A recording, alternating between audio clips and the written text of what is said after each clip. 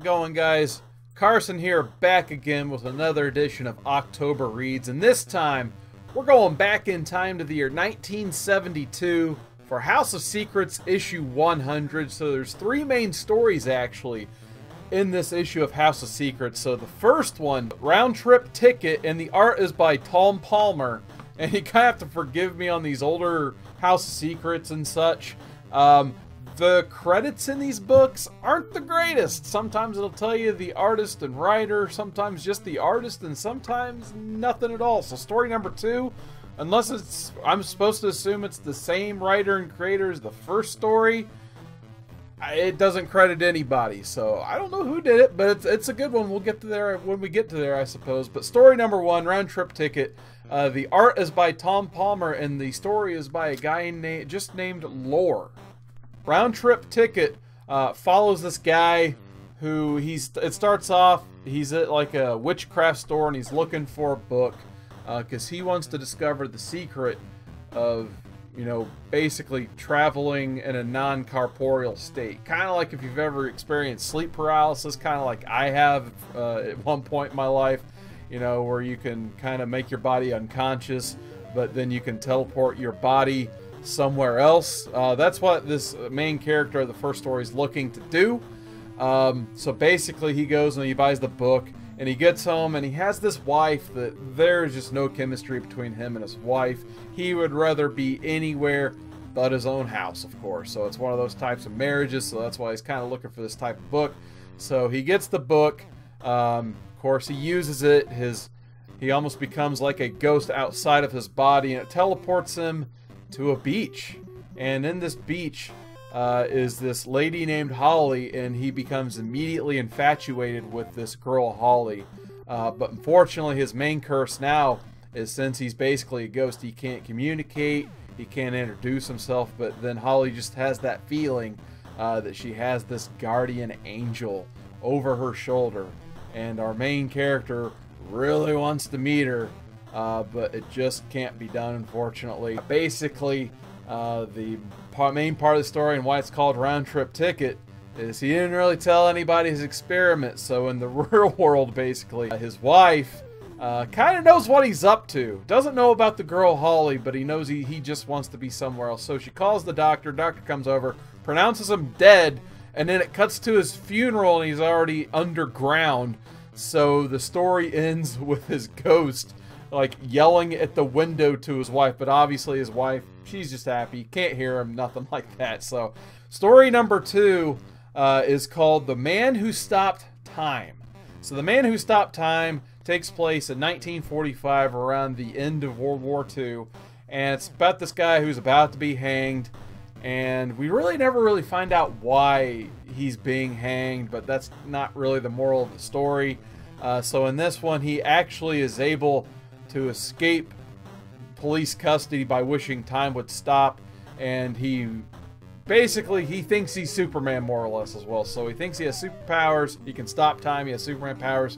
Somehow he actually gets away from police custody and runs off into the desert. And when he gets to the desert, he's exploring, and he's like, even Superman needs food or water. So he spends days, you know, looking for civilization, basically, because he's ran so far away from civilization that he's just in the middle of this desert. And he finally finds a house with a family in it, and this family, they're not moving, there's nothing going on, and he's just like, oh my god, they're not moving, I actually did it, I stopped time. And then on the next page, as you turn it, there's a nuclear explosion. So basically he was in a testing facility for bombs, and he thought he stopped time. So really he had no powers except for the fact that he had the cunning to escape his own hanging. So where there's a lot of paranormal stories and stuff, the second one was just kind of amusing because this guy literally thought he had powers and didn't. He was just as skilled as he said he was. So who would have thought? And then the last story is called Rest in Peace, and this one is actually credited to writer Jack Olbeck and artist Alfredo Alcada. And I think for me, out of the art in this, this might have been the strongest art in the entire issue 100, actually. So I've never heard of Alfredo Alcada, but I really did enjoy the art that he put in the last part of the volume here. So basically in this one, there's two gentlemen. One is fortunately he's a slave trader in the 1700s in Haiti, and the other guy is his white male servant who just obviously despises the other character. This one guy, he is just scum and villainy personified, obviously, because he's in the slave trade. It's the 1770s. This guy, he hates moving. He says emphatically several times throughout the final story, he does not like moving.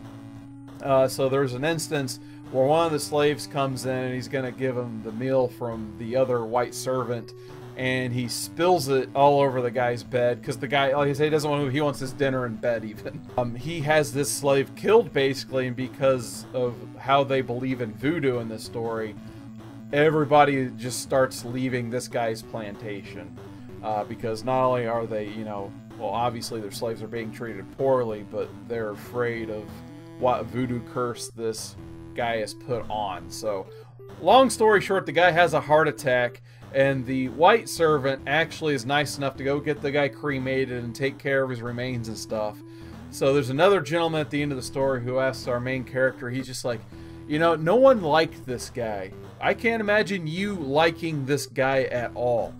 Why are you taking care of him, basically? And he's just like, you see that hourglass over there? See that sand in the hourglass? That's that guy. And when I turn it, he's moving. The sand moves non-stop.